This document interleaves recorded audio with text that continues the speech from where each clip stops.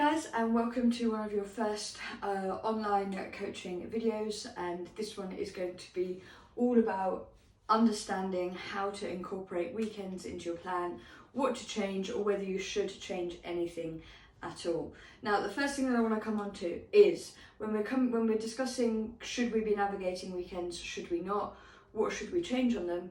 First key point is understanding your reason why. So why you might be training on a weekend, why you might be getting up early to get those steps in, why you may turn down alcohol, why you may not turn down drinks, why in the week you're fitting in your training, maybe eating differently. Basically, your reason number one for being on this current journey for the next 8 weeks, but also why you want to make a change. And I want you to all take a second right now you're watching this, stop and think, what is my reason? Is my reason for my husband or my partner or friend or family? If it is, that needs to change. It's got to be personal to you, and it's got to be internal or intrinsic rather than external or extrinsic. So we can have some external kind of values that we want to work towards or targets that we want to work towards. That is absolutely fine. They're kind of like additional, but we want the main reason, our reason why, so that we can stay committed to the process, needs to be deep-seated and personal to you and very internal. And I want you to stop and take a second and just think about that for me. From there, when it comes to the weekends, I'm a big believer in, as best as possible, your Tuesday shouldn't look too different to your Saturday. Knowing that, generally speaking, we get more social occasions, we get more things coming up on a weekend, we have the ability to do more with our time because we're not in work. That is completely, that's fine. We can make small tweaks, which I'll come to work around that. But for the most part, we want to be having a good solid sleep routine. And if we can, we want to be maintaining that throughout the week as best as possible.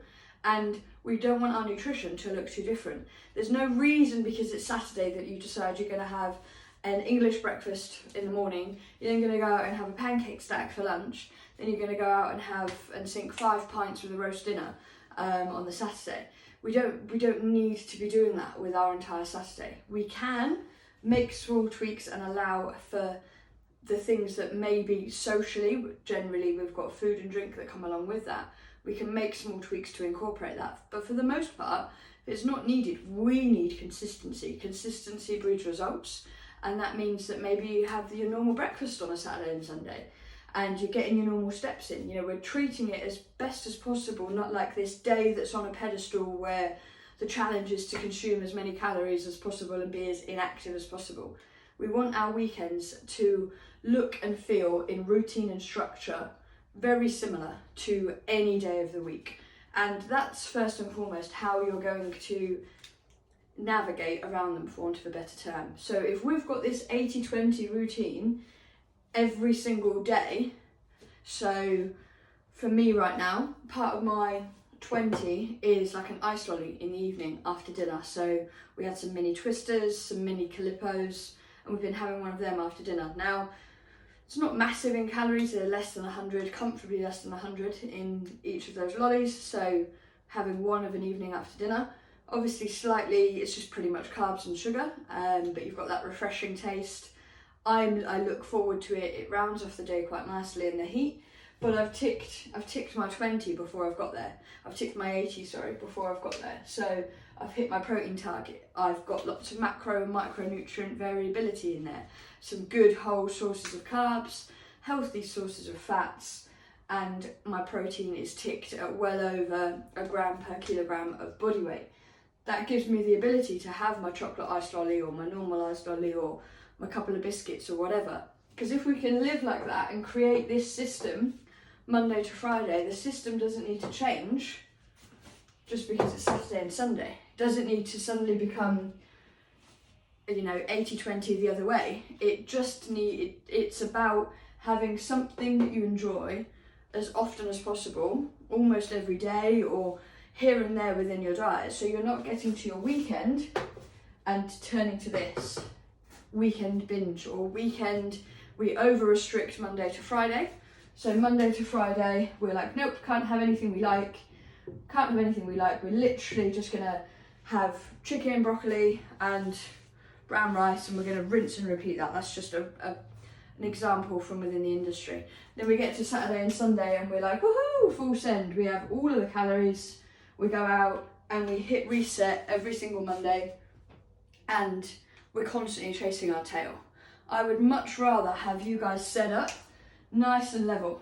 I know it looks a little bit kind of plain Jane, but every now and again when you've got a birthday party, maybe you get to the Saturday and it comes up a little bit and it stays up a bit through the Sunday. So maybe the Monday we make a change. Tuesday we stay a little bit lower, but then we can come back in and work back to our level again. Nothing has to have a huge positive or a huge negative, okay? So when I come to saying I want you to be able to come out of this process able to navigate your weekends, what I actually mean by that is I want you to come out of this process able to navigate your entire diet structure. So you know you've got foods in there that you love, that perhaps if we're looking at things from a nutritional standpoint, they may be high in calories but low in nutritional value, but we love them, okay? I love a Twister, okay? I'm not going to get much nutrient value from a Twister, but I love my Twister. But I also really enjoy, nice spiced flavoured chicken and veg. So like roasted vegetables, Mediterranean veg, nice roast chicken breast. That's basically what I had for dinner yesterday. So I'm up at this end, loads of vitamins and minerals for my micronutrients from my multitude of veg, and my chicken breast has given me my protein. My Twister's down here, so within half an hour I took one from the lower end of the nutritional value scale and I had a meal from the higher end of the nutritional value scale that keeps me happy. So I come to Saturday and I'm not looking to go full send for things that feel like a treat because it's the weekend. So what happens when we do get to things like social occasions or wanting to do a little bit more, perhaps now lockdown's starting to ease for some of us, etc., or just wanting to do more with your weekends? Well, there's little things that you can bring into play. For example, if you know you're going to have a higher calorie afternoon, perhaps you're going out for drinks and a meal and you just don't want to worry about that, there's a couple of things you can do. One small tweak could be to fast until you have your meal. Have your meal and then you can carry on with your social, whatever it may be, into the afternoon. So you're saving those calories, moving them later on. One may be that you just, on the Thursday, Friday that week, you just bring this tighter a little bit, okay? So instead of this whole thing being worth 1,000 or 2,000 calories, it's worth 1,700. Still maybe sticking to your 80-20 or 90-10, but we've gone from 2,000 calories worth here to 1,700 calories worth on this day and this day, giving us a spare 600 for any spike that we do see on a Saturday or Sunday. And we're just starting to play a little bit smart with the numbers. At the end of the day, being over on your calories on one given day is not going to mean you put on body fat.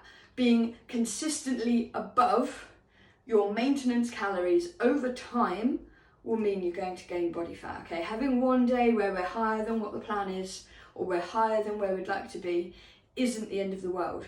What becomes an issue is if that means that we press the big red button and go sod it for the rest of the weekend, we're chasing our tail on Monday, and that becomes a routine that we don't want to get into, okay? So we know that generally speaking, for those of us that do socialise, with socialising comes a level of alcohol across most of the Western diet. It's pretty much the norm. That may not be the case for some of you. So without wanting to use the term empty calories, I'm going to use the term empty calories. There's little to no carbohydrate, fat or protein in alcohol, but it will take up the average bottle of beer, 200 calories.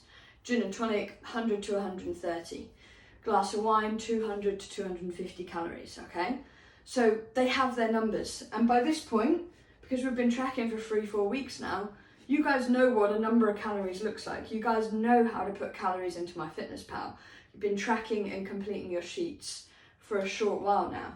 So you can track the alcohol easily enough. You can put it into MyFitnessPal and you can make notes on it on your spreadsheet. Not a problem. It's about understanding small tweaks, working out what is your why. Is your why something that you really want to achieve within the next 12 weeks? Then maybe alcohol is something that we reduce while we're working towards it, and we look to discuss it from a coach and client point of view and reintroduce it within the diet at a later date. Maybe it's something that you're completely happy to just have one or two, so then it doesn't really push you up at all on a weekend.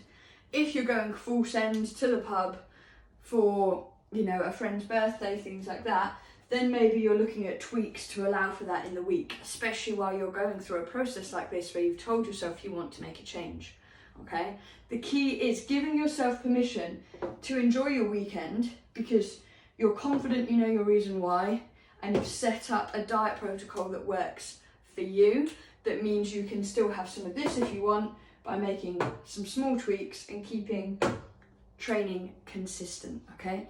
Because at the end of the day, if we can hold a nice even line here consistently, we're going to see the progress, especially if we've got those calories spot on, we're tracking well, we're in that deficit position where we want to be, we're going to see body fat starting to drop. What we don't want to do is we don't want to get into this cycle, as I've done, where we have a huge spike on a weekend and we're chasing our tail after it. And I do believe a key part of not doing this is understanding why you're watching this video, why you're wanting to make a change in the first place, okay? So when it comes to weekends, it's a time that we want to enjoy. For most of us, it's a time where we don't do any work, so we want to switch off. Often that can come with food and drink being increased, okay?